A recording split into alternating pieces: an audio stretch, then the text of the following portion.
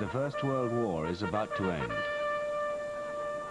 An American soldier remembers how peace came. The morning of November the 11th, 1918, Harry met me about 100 yards from the battery position.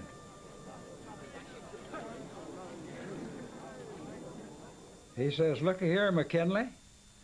He had a piece of white paper just about as big as your hand. It says, "Cease firing on all fronts. 11-11-11, General John J. Pershing." And I thought that was the prettiest piece of paper I ever saw. Words can't describe the feeling that come over the men, not only me, but the rest of them. One minute we was killing people, and then the world was at peace first time in 4 years. It seemed like 5 minutes, and directly one old boy says, "Why don't we go home?"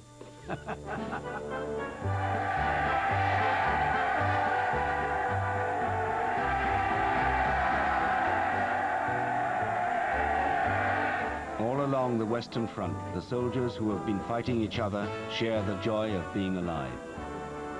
Je venais d'être blessé. Alors on est arrivé à l'hôpital. I'd just been wounded. We arrived at the hospital and they gave us coffee. The doctor came to see us. He said, "They've signed the armistice, boys."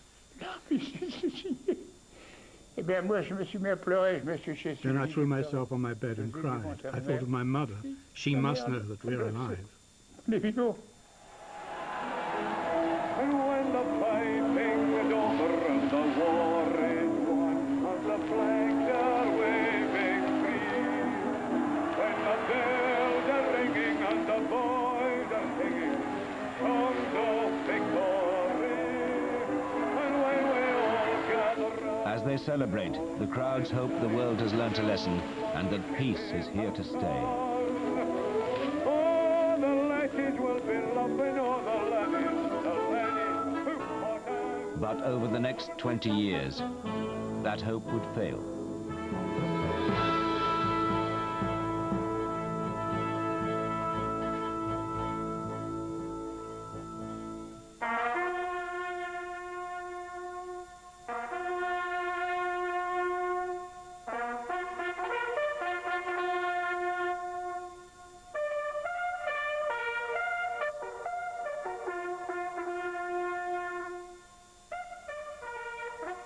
The war had bathed the new century in blood.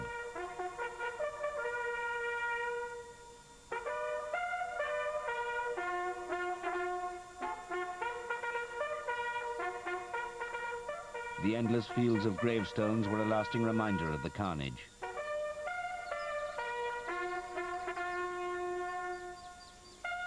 Nine million had been killed by tactics in which commanders threw life away cheaply for a few yards of ground.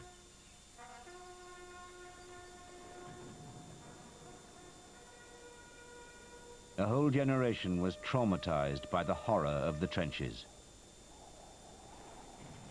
What I thought about most was the pals that I'd left behind me who would never see home again.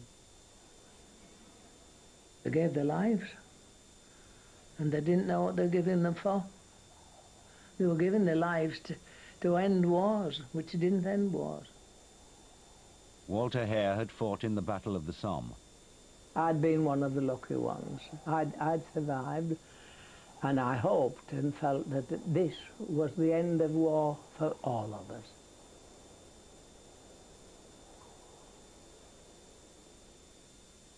I was thankful that I was at home. I was thankful that my brother had survived too, and I was thankful that none of my people had suffered because of the war. But I felt sorry for all those people who had, and especially those people in our village who had lost some of their lads. He was 20, with his life still before him.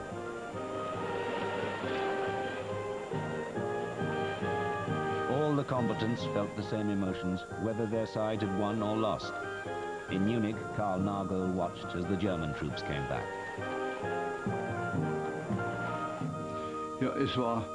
It was a relief for the whole nation that the war was over. We had to wait and see what the consequences would be. As a small boy, I was happy my father was home, that the family was together, and we counted on him to bring family life back to normal. He hoped he'd never have to fight like his father.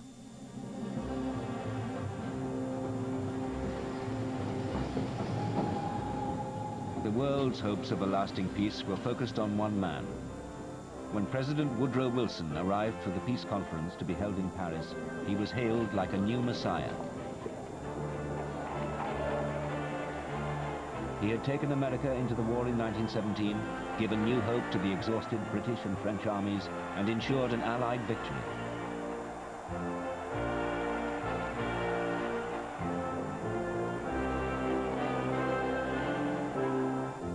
He doffed his hat left and right. He was very polite. Everyone shouted, "Long live America." We knew they were our saviors. So he was really acclaimed in Paris and everywhere he went.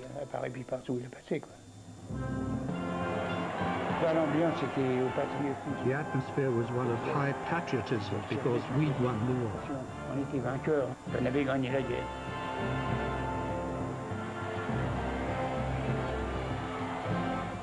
Wilson promised the crowds who received him so rapturously a people's peace.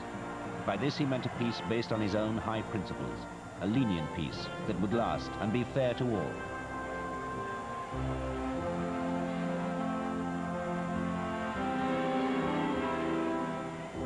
Other leaders, like Britain's Lloyd George and Francis Clemenceau, had a less idealistic sense of what their people wanted.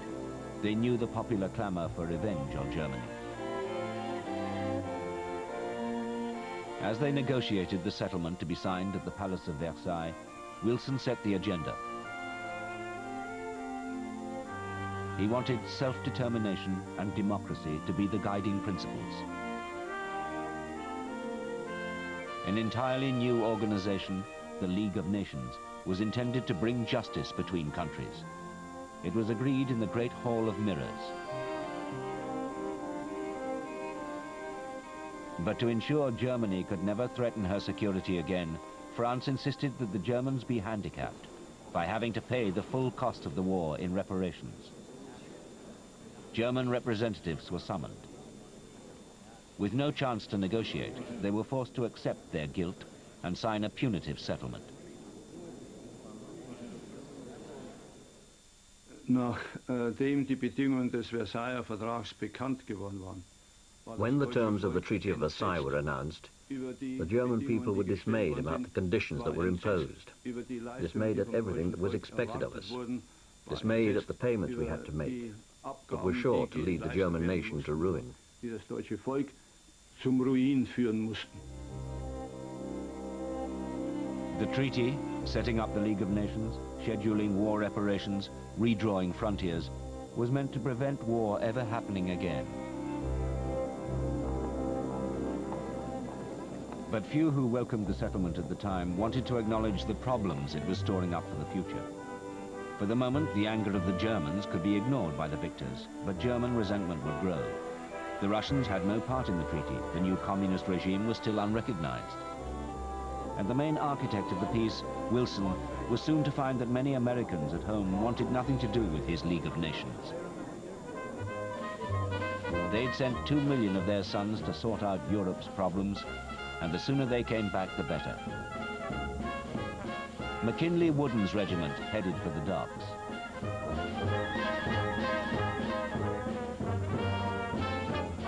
When we left St. Nazaire, we was all tickled to be on the boat headed for home. The boys was all glad to get on it, and it started out. One looked over his shoulder and says, "I love to see France over my shoulder."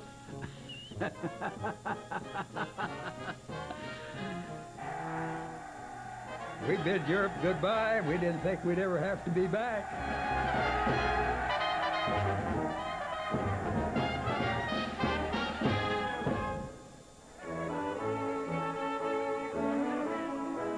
Returning British soldiers were also happy to put the continent of Europe behind them. Walter Hare came home to Yorkshire. The villagers, after we'd been home, a week or two I think it was, they arranged for a coming home party for the lads. It was nice, very happy, with a good meal and a lot of sing-song and sort of a get-together. Some of us were courting with our girlfriends again, and quite a happy do. Europe was transformed after Versailles. Up to 1918, Germany had dominated Northern Europe from Berlin, and the Austro-Hungarian Empire extended from Vienna. Now Germany was much smaller, and the Austro-Hungarian Empire was broken up. The 1920s were a springtime of nations, as 3 empires disappeared and 9 new countries came into being, each with its own pride.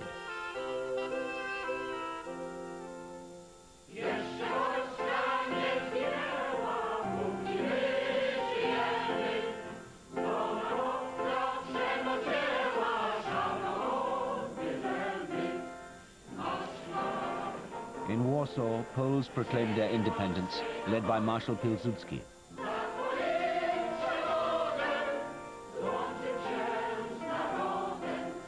The Polish people's re-emergence in an independent nation was a triumph for nationalist longing and the fulfillment of a dream.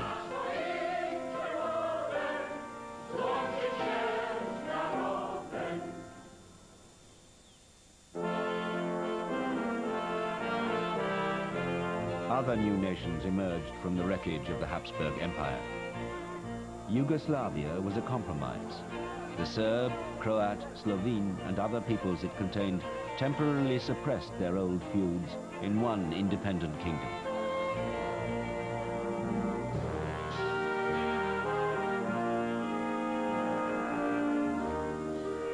A Republic of Czechoslovakia was proclaimed in Prague.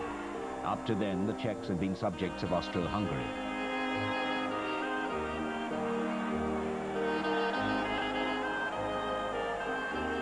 Jiří Sturza saw the change of power. A takhle nějak odpoledne, ve všední den, když už jsem byl doma ze školy, it was a weekday afternoon. tak jsem šel s mojí I was back tetou, from school and my aunt took me down to the main jsme street. šli dolů na hlavní ulici, na hlavní silnici. No There a, was a big crowd there and we met our neighbour, the no police a spousta inspector. lidí chodila a potkali jsme policejního inspektora, He našeho asked my souseda. aunt, Madam, Takový starší have you pán heard s the news? knírkem pod nosem, No, I haven't. který povídal tetě, Well, jestli pak we víte, have no paní, co Austrian nového? Empire anymore. We have our own No, state. nevím. Už nemáme Rakousko. Už máme vlastní stát. The man who'd worked unceasingly for Czech independence, Thomas Masaryk, came back from exile.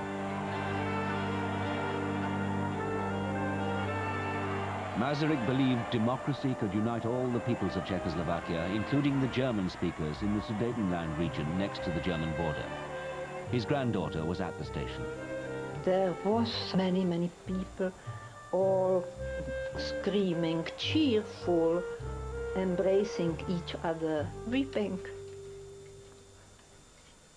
And of course, and I have asked her, why? Why do you weep? Everybody is so happy.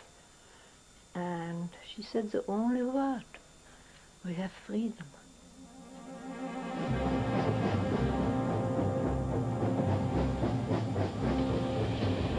The new nations hoped to protect their fragile freedom through the international body that met for the first time in 1920.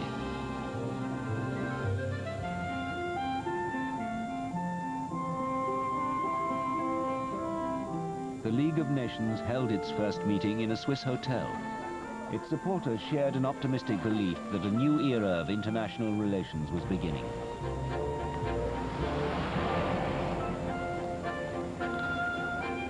They were undeterred by the fact that the Americans weren't there, Congress had refused to join, and that the Russians and the Germans weren't members either. They believed the League could replace the bad old world of secret diplomacy with open discussion. Public opinion would always be listened to. Weak countries would have a voice as well as the strong. Poland's Prime Minister, the pianist Paderewski, called it the dawn of a new order. The League tried to build up popular support for its work. Jennifer Hart campaigned for the idea in Britain. My role in the League of Nations Union was to try and get members of the public to understand the ideas behind the League, especially that it was a totally new thing, especially this concept of one was concerned if nation A was attacking nation B, you couldn't just stand on the sidelines, and to get public opinion to bring pressure on governments to use the machinery of the League. So one didn't go around looking for faults in the government or weaknesses so much as saying, look, it's a wonderful new construction and it could be made to work if people really wanted to make it work.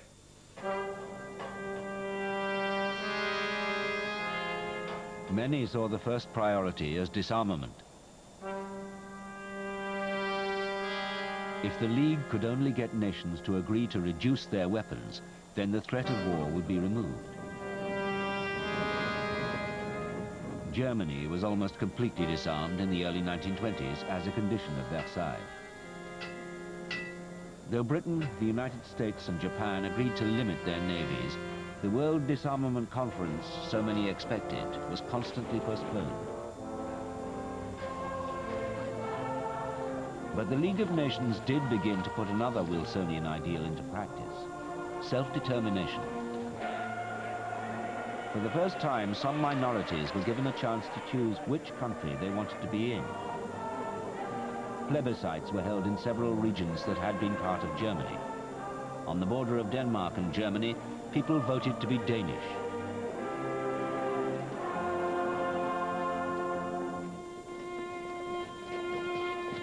But for each winner, there were losers. Each result created a new wave of refugees. Though they'd won their plebiscite, German speakers on part of the new Polish-German border were driven from their homes, and the Poles took the territory anyway.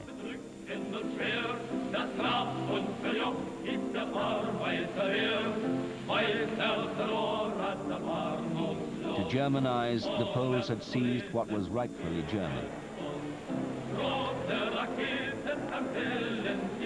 The sense that they'd been robbed only added to German grievances.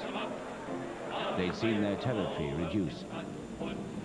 They'd been forced to pay back the cost of the war in installments that could last till 1988. And their economy was soon crippled by hyperinflation.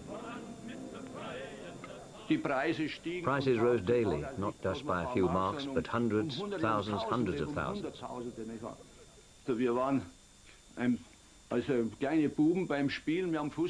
We were playing football and one of my friends said, "I'm going to the shop to buy a couple of rolls." He had a 500,000 mark note on it.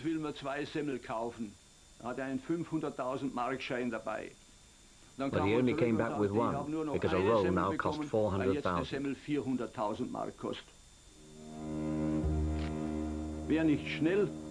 If you couldn't spend the little money you had on food quickly, you went hungry.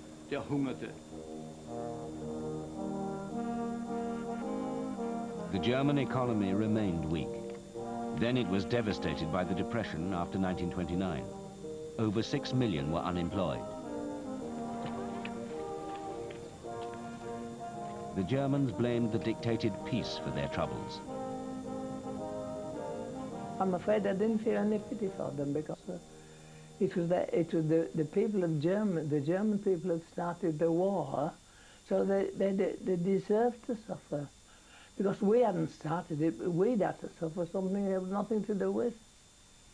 So what I was concerned was to get back to normal life again and forget Germany. Ils avaient été tellement méchants. It had been so unpleasant that we didn't have much pity for them. We were sorry for them, but we'd say, tough, they've got what they deserve. They were hard on the countries they'd occupied. They did things that were too horrible. They gave hell to everybody in the invaded countries. Je ne peux pas vous raconter, c'est trop horrible. Ils ont fait des misères à tout le monde dans les pays envahis.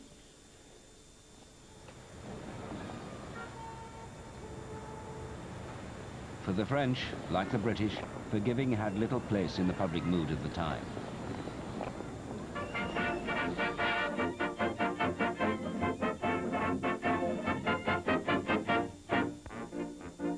Enjoying the peace they felt they deserved, the French were preoccupied with their own recovery.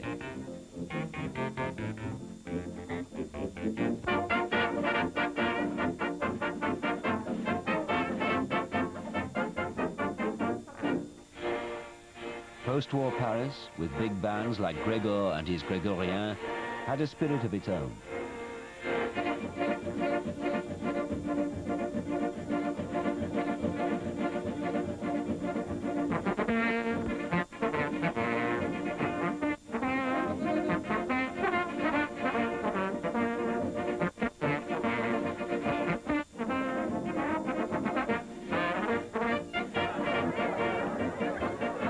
A spirit in which German grievances and requests to pay less in reparation got short shrift.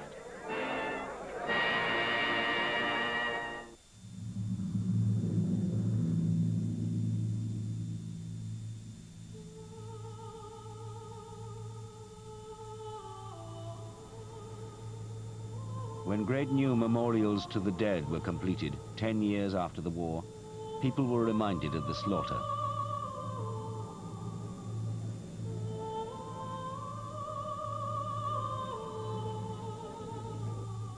A stream of visitors made the pilgrimage to the recent battlefields in France and Belgium to see the trenches where a generation had fallen.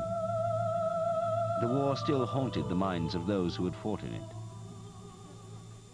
The dreams were, some of them were pretty horrible. Sometimes you dreamt about getting through the barbed wire, and sometimes you dreamt about seeing Germans approaching with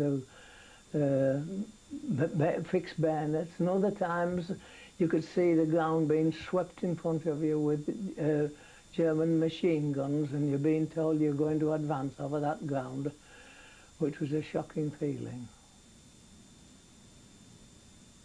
A new wave of novels and films rekindled the sense of horror. In All Quiet on the Western Front, ordinary soldiers discussed the absurdity of war. Well, how do they start a war? Well, one country offends another. How could one country offend another? You mean there's a mountain over in Germany gets mad at a field over in France? Well, stupid, one people offends another. Oh, that's it. I shouldn't be here at all. I don't feel offended. It don't apply to tramps like you. Good. Then I can be going home right away. You just try it. Yeah, you want to get shot?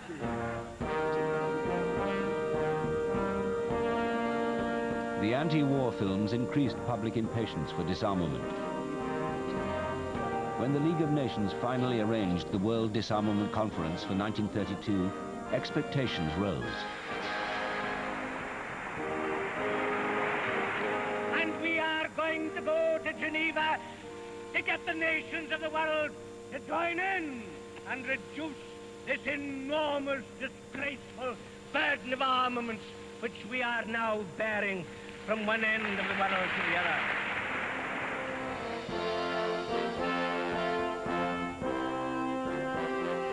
In Geneva, the conference took delivery of mass petitions collected from around the world. The millions of signatures were designed to put pressure on governments and show how people expected them to banish war. I went to one of the opening sessions of the conference when people came from all over the world petitioning for disarmament, and it was meant to be a tremendous moment. We all had great hopes that there really was going to be very substantial disarmament. Australie, 1102,108. Australia, 112,108. And Fiji, The final tally was announced as the conference began. United States of America, 1,135,453, and Hawaii, 130. There are lunatics in every country who really want the attempt to organize peace to be abandoned. No one doubts that disarmament is possible, but the common man wants to know whether the governments with great military, naval and air forces are really in earnest in their desire for peace. If they are, a disarmament treaty can be framed. And if it is accepted, the whole international atmosphere will change as if by magic. But international idealism clashed with old-style national self-interest. Arriving in New York, Poland's former Prime Minister Paderewski explained the problem. Mr. Paderewski, what is your opinion about disarmament and the recent efforts in order to eliminate the possibilities of war? It's a very good intention, very fine idea, but a very difficult task. Everyone expects the other fellow to disarm, but is not ready to disarm himself.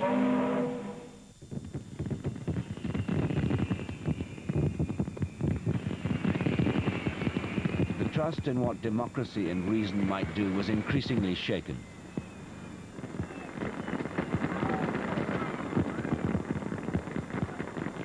The Germans, still bitter at their treatment, brought a new leader to power, Adolf Hitler. Karl Nagel, now training to be a policeman, saw him in Munich. I stood in the crowd as Hitler drove past. When he saluted us, we hailed him and shouted.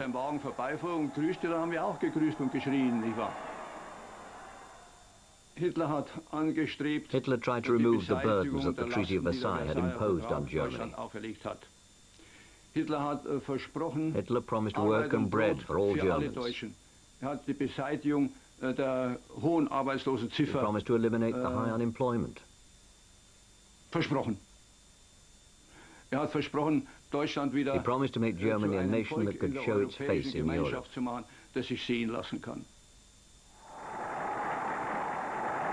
The Italians, also dissatisfied with the peace, were given the same assurances. Mussolini promised them a new Roman Empire.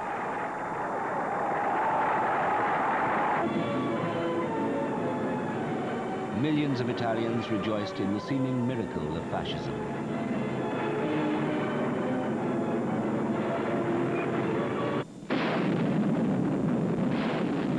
In 1935, Mussolini's forces invaded Ethiopia.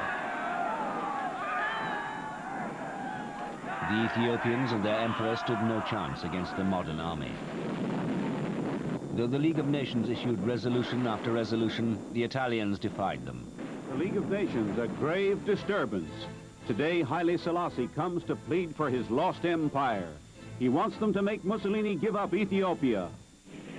His Majesty Negus Haile Selassie, I call upon the first delegate of Ethiopia. Italian newspapermen are ready for an outbreak against the emperor whose country their country has taken, waiting for his first word. From the platform. Monsieur le Président, Monsieur le...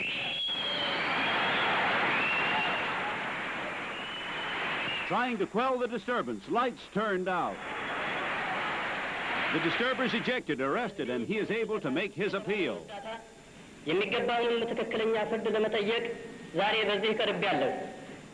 ምክንያቱም ወታደሮቹ ቦምቡ በወደቀ ጊዜ ጋዙን ነፋስ እስኪወስደው ድረስ መበታተኑን ስላወቁበት ነው። But the League lacked the will to help the emperor.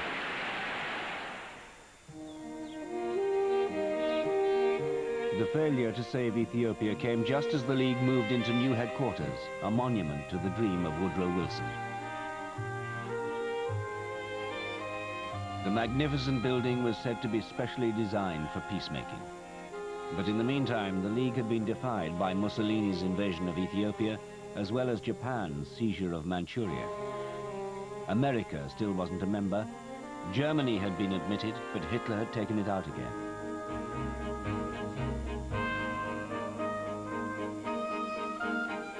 In a League film made to enlist public support, an official listed the backlog of work. Political problems are dealt with by the Council or the Assembly, and for this purpose, the political section prepares the work and executes the decisions. Here are some recent problems. The Sino-Japanese dispute, the Ethiopia-Italy dispute, the charcoal disputes, the Lichishire disputes, the problems of Danzig, the settlement of the Assyrians, the Saar plebiscite, and the return of the territory to Germany. With the League's failure to deal with the dictators, the idea of disarmament was dying. At the new home of the League of Nations in Geneva, the chief news is of nations arming. It is announced that Britain will spend more on armaments. Why? Because the whole world is arming. Japan demands parity on the sea with Britain and the United States. She wishes to supplement her great military strength by greater sea power. Germany is building aeroplanes, commercial craft, but perhaps convertible. Her right to rearm is being tacitly recognized. Aeroplanes for Italy, thousands of them lined up in spectacular array. Mussolini has fostered an air force which challenges comparison with the finest in the world. France maintains her military strength, trains artillery, mechanizes her powerful army. France demands security and will not disarm. And Britain, long content with dominance on the sea, contemplates bigger estimates for all three services. Only the United States kept out of the new arms race. The cattle prowl and the coyotes howl out on that great divide. I never done no wrong. McKinley Wooden was now farming in Kansas. I was in the feed and grain business along about that time. I had a lot of livestock on the side. Had the best feedlot in the county. People thought that the world was at peace, and they was awful glad it was. We wasn't interested in any foreign countries at that time, mister. We was interested in our own selves and at home. In Washington, Senator Nye spoke for the isolationists.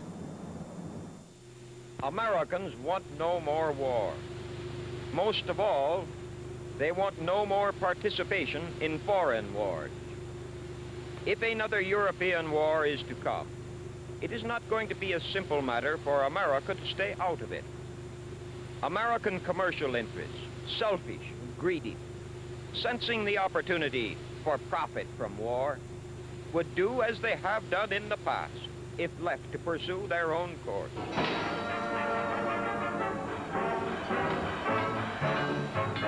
In Europe, the fear of a new war was growing all the time. Winston Churchill, then a political outsider, took part in a radio series about the causes of war.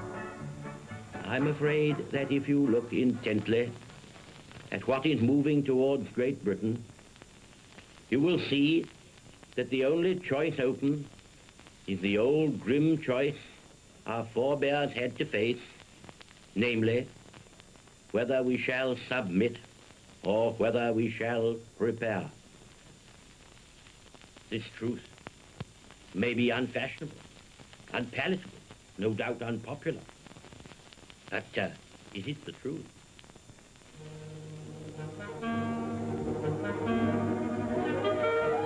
Others still clung on to the ideal of collective security through the League of Nations. They made a film shown in thousands of cinemas.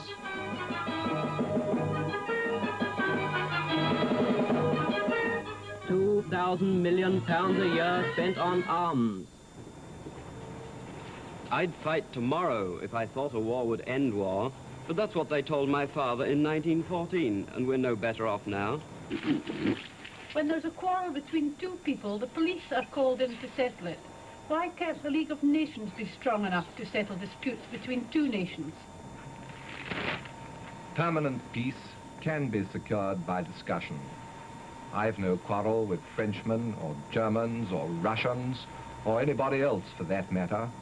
So let's be sensible and work together for peace by reason. Write to your MP. Pacifists took a more extreme position. They renounced war altogether. In 1936, the Peace Pledge Union appealed to people to sign declarations not to take part in war. Donald Soper was a campaigner. It was comparatively easy to persuade an audience of the rightness of what you were asking them to believe, and also, to some extent, dangerously easy to ask them at that point to sign along the dotted line. We had a great deal of immediate conversion. The problem was to maintain the ardor and spirit of it when the workaday problems associated with it became more complicated and more difficult. Maintaining the ardor and spirit of pacifism was also more difficult because of the civil war in Spain. A nationalist revolt led by General Franco and backed by Hitler and Mussolini raised fears that more of Europe would fall to fascism.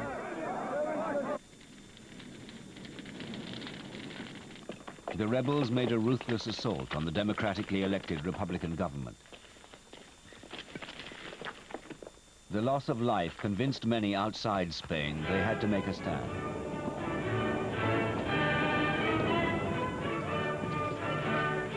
Thousands of volunteers, many of them communists, flocked to join the International Brigade and fight fascism.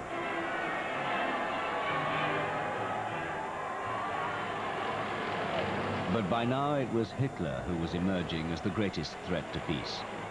He was starting to redraw the map. Since the Treaty of Versailles was signed in 1919, there have been only a few really momentous days in the history of Europe. Today comes another such mighty moment, as Hitler's bomb bursting finally carries Nazi expansion across the borders of Germany into the land of his birth. All the talk about the best way of avoiding war was being overtaken by Hitler's actions. Karl Nagel had now joined the new German army. I sat on my horse just short of the border. At 8 o'clock, the barrier went up. Our army band marched ahead with fife and drum. The Austrians stood in crowds beyond the border. They greeted us, waving swastika flags and chanting loudly, "One people, one empire, one Führer." Ein Volk, ein Reich, ein Führer.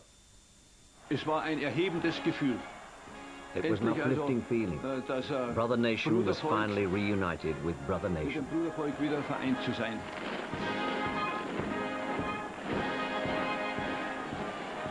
Though the union was expressly forbidden by Versailles, the British and French did nothing.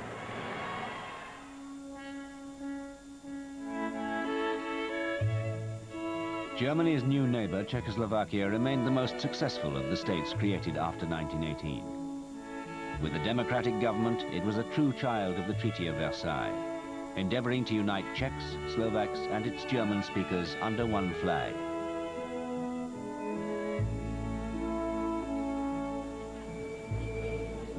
Prague was the thriving capital of a country which had the strongest economy in Central Europe, based on the industry of the old Austro-Hungarian Empire. But Czechs felt increasingly threatened.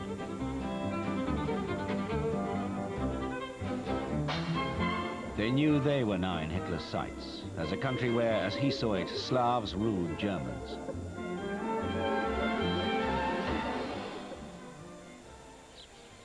When Hitler said that the German-speaking Sudetenland should be part of Germany again, the Czechs were defiant.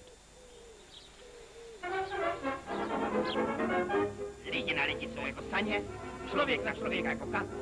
Podívejte se na ně, musíte naříkat. Obrdoky mužíka mytlí, domnívají se, že vyhraje.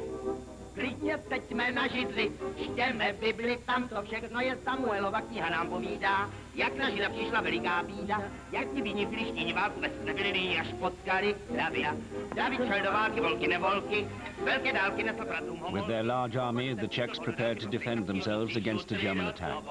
Hej, hej, kam se válej, ty jsou malej. Troops took up positions along the border with Germany.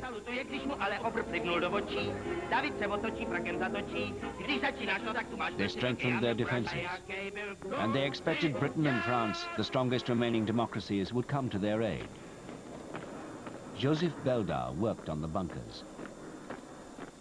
Mezi náma byla nálada fantastická, my jsme si uvědomovali, the morale amongst us was fantastic. Přispíváme k obraně vlasti. Ať jsme nebyli vojáky, tak to We knew we were helping with the defense of our country. Even though we weren't soldiers, we were very proud we were able to do our bit to defend our homeland. Umožněno k té obraně vlasti přispět. The League of Nations was now shown to be irrelevant. Britain and France decided to sort out the problem with Germany and make a deal. Britain's Prime Minister made several visits to see Hitler. The British crowds rejoiced when Chamberlain came back from Munich. They believed what everyone wanted to believe, that by giving in to Hitler and allowing him to have the Sudetenland, peace had been secured. So our Prime Minister has come back from his third and greatest journey, and he said that the settlement of the Czechoslovakian problem, which has now been achieved, is, in my view, only the prelude to a larger settlement in which all Europe may find peace. This morning, I had another talk with the German Chancellor, Herr Hitler. And here is the paper which bears his name upon it as well as mine.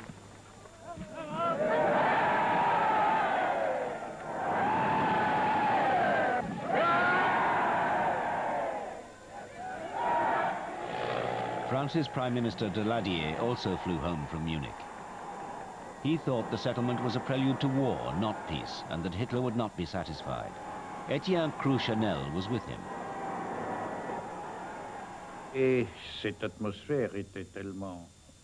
The atmosphere was so oppressive when we arrived at Le Bourget that when we saw this huge crowd, we thought they must have come to hiss and boo us.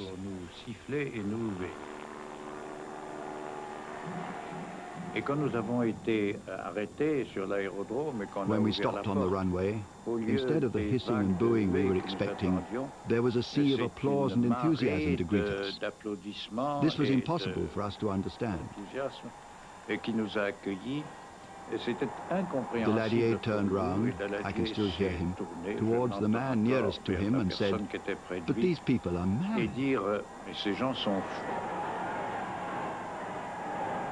It was the high point of wishful thinking. The people of France and Britain were elated and relieved. But the Czechs felt betrayed.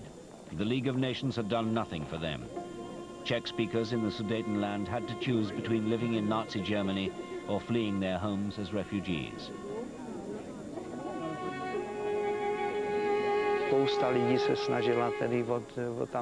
Many people were leaving, and they were terribly distressed because they had no idea what was going to happen to them.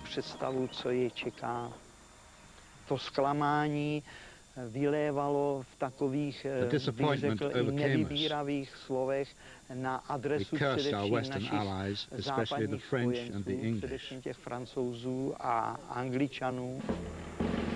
10 days after Munich, German troops crossed the Czech border into the Sudetenland. Once more, Karl Nagel's regiment was there.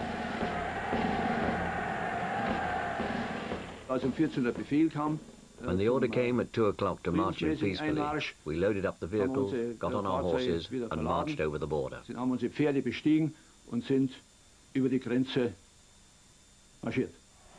The Sudeten Germans had already hurried to the border. They welcomed us with joy and with tears in their eyes. We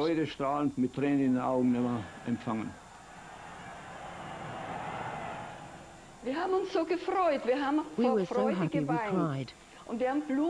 We were scattering flowers, we were completely overjoyed. I have to say it, or I'm not supposed to say it, but this was the happiest day in our lives for the whole family.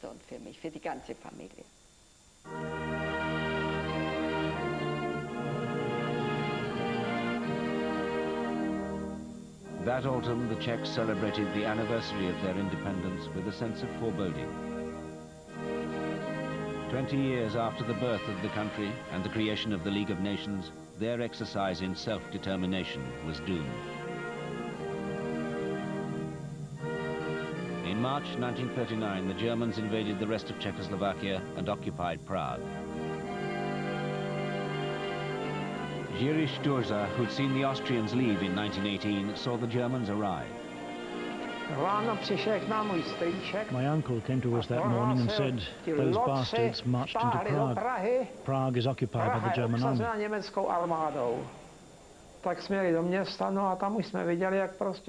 We went into town and saw that the German armoured vehicles and troops were there. What could we do? Nothing. We couldn't fight them with bare hands. Co se dalo dělat? Nemohli jsme dělat nic. S holýma rukama jsme proti ním nemohli vystoupit. The fact is, though, people shook their fists at them. Lidi prostě na ně hrozili a že je prostě ti Němci to chápali. The German speaking Czechs, and I think even the soldiers felt embarrassed. To chápalo trapně, že ty Němci the Germans seemed to have felt they were hated. They must have seen. Jsou nenáviděni. To museli vidět.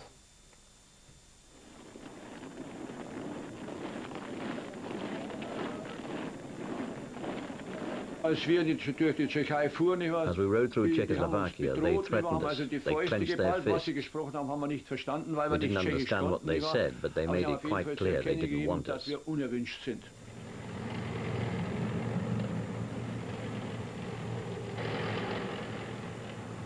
The independent nation, born in 1919, no longer existed.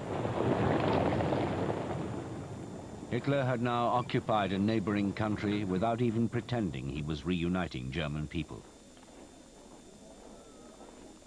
In this historic hour, the fate of Europe and perhaps the whole world trembles in the balance. The map of Europe, which has been so ruthlessly changed during the recent years of so-called peace, has now become increasingly a matter of vital interest to each and every one of us. Austria and Czechoslovakia, not to mention Abyssinia and Albania, have changed hands with appalling facility. Throughout this time, Britain has held tenaciously that there is no problem that cannot be solved by peaceful negotiation. Were this opinion shared by the Chancellor of the German Reich, it would not now be necessary for Britain to stand to arms and cry halt. Aggression must be stopped. The Germans did not halt, and by now, in the summer of 1939, any hope that the problems could be solved by negotiation had gone. So beseitigte man Grenzen, mit denen die Hassapostel von Versailles glaubten, deutsche Volksgenossen vom Deutschen Reich trennen zu können. That September, German troops invaded Poland. Karl Nagel reached the last stage of his journey to war. On September the 1st at 4 a.m., we prepared to attack. My first experience of the war was when one of my unit was shot off his horse by a pole. I thought, now we're exchanging fire. Now it is war.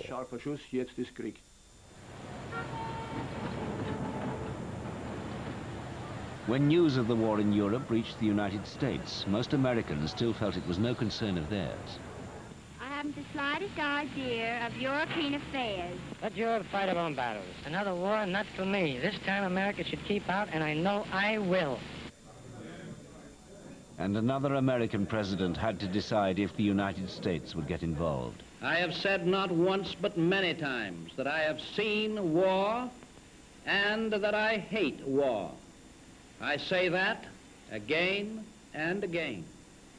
I hope the United States will keep out of this war. I believe that it will. And I give you assurance and reassurance that every effort of your government will be directed toward that end, as long as it remains within my power to prevent, there will be no blackout of peace in the United States. That autumn, all over Europe, young men were going into the army.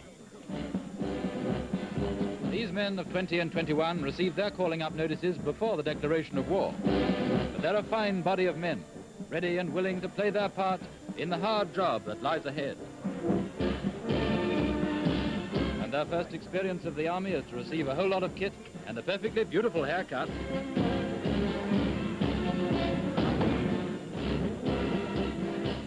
Walter Hare, who'd fought at the Somme, now had a son of 16. When I saw there was another war, I felt pretty down. I thought we'd wasted our time. I was most concerned because my son was growing up and he'd soon be military age. It's not fair. It's not fair that I did my bit and now that my son is going to have to do what we failed to do. Les anciens combattants refusent à l'idée d'un calvaire qu'ils voulaient épargner à leurs enfants. Marcel Batreau, who'd fought at Verdun, had no children, and he was called up again, aged 44. I would never have thought that we'd be stupid enough to go to war again. We behaved like someone whose neighbour is a thief, who knows he'll steal from him, but who doesn't lock his door. That's how it was. They attacked us by surprise, and we weren't ready. Mais eux, ils avaient ferme intention de nous attaquer et nous attaquer par surprise alors qu'on n'était pas prêts.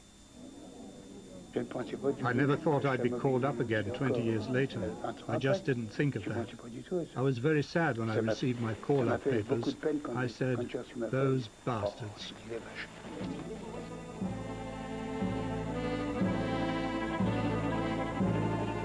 The new international organization designed to ensure there would be no more wars had failed.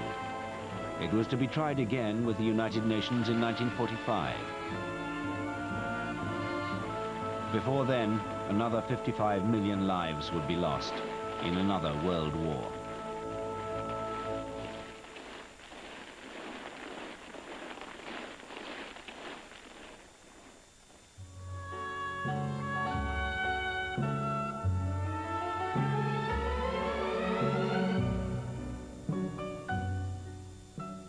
In the next chapter of People's Century, the changing face of industry. That's at 10 o'clock on Wednesday evening over on BBC One, and again next Monday here on BBC Two.